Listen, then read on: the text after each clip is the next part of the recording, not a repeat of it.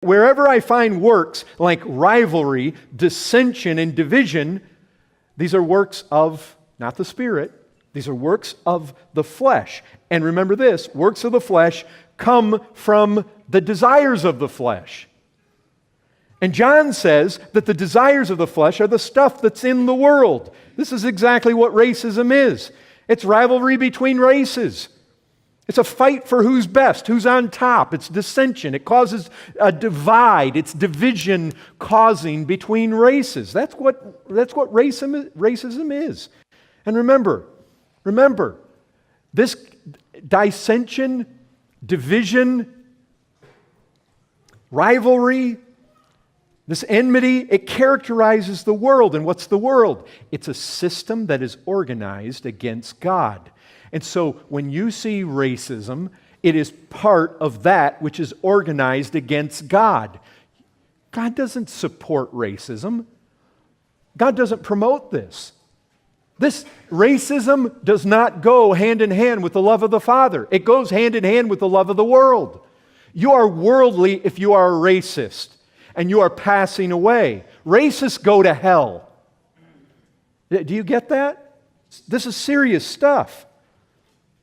A divide between races. This is not the way Christians should walk. Remember, the world is opposed to God. Racism is bad. It's a manifestation of the anti-God system that John is telling us, don't love this.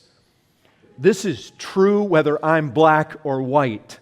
And those of you that are able to look past color and ethnicity and show kindness, God would say, hey, that's what it is to know me.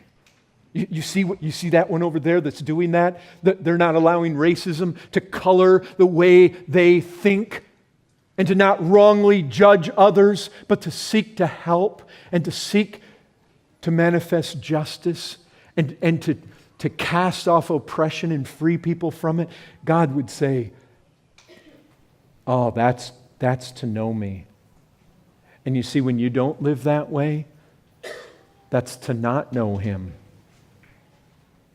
You go around spewing out and you can cloak it with Christian expressions, but you spew out your racism, and God would say, that is not to know me.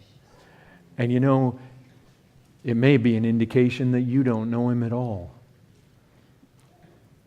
Proverbs 28:5, evil men do not understand justice, but those who seek the Lord understand it completely. Our greatest identity is not whether I'm a black man or a white man, a Hispanic man, an Asian man.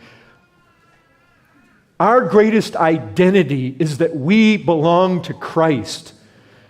And if they belong to Christ, Christ regards what I do to them as though I do it to Himself. The black man or the Hispanic woman, the Asian man, the American Indian, if they are saved, we are one with them. Our identity is with them as it is in Christ. We need to stop viewing people according to the flesh the way the world does. Jesus says, learn of me. We have a lot to learn from Him in that sermon in Luke 4. A lot to learn.